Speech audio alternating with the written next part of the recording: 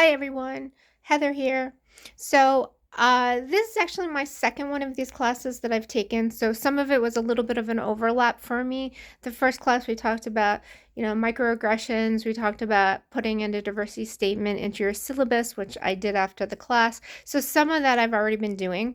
But for me, one of the big things I learned about this or from this class this semester is the idea of giving a survey the first day of class. I really like that idea. Instead of just like I usually go around and do like this little meet and greet kind of thing, I like the idea of adding a survey to that, and I'm going to work on it more over the summer. But currently I have like I'll ask them their names and then their preferred names and then pronouns, and not preferred pronouns, just pronouns.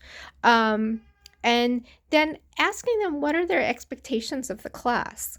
I would really be interested to hear what they have to say about that. And then asking them what type of learner are they, visual, audio, whatever that might be.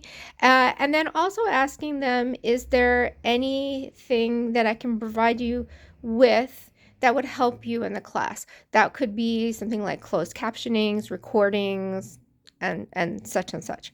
And then also having students, I'll give a various, a couple of different times I can hold my office hours, and having them circle the one or two that they feel would be best for them, I think would also be helpful.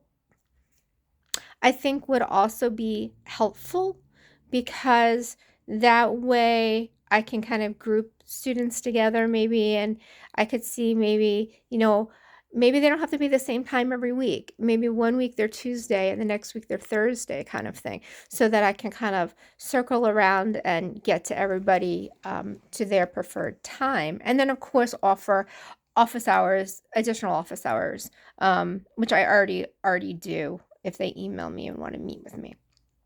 So just little tweaks like that, I think, help to make the class better each time I'm taking one of these courses. I think even though I learned prior to this class about microaggressions, I still find that maybe one of the most challenging aspects of teaching, because if I hear it, I can address it.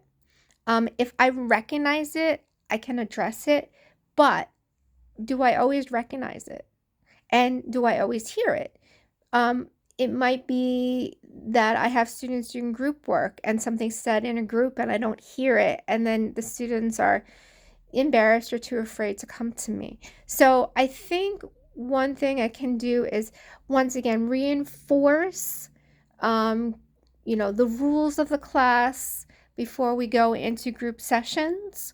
I think that could be helpful, whether it be breakout rooms on an online class or in my in-person classes when I do group work.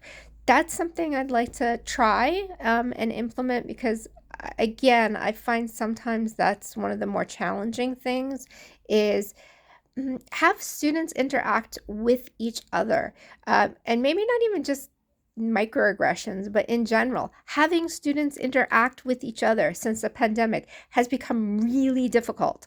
And so to facilitate some rules for them to help them to start talking to one another, I think would be helpful.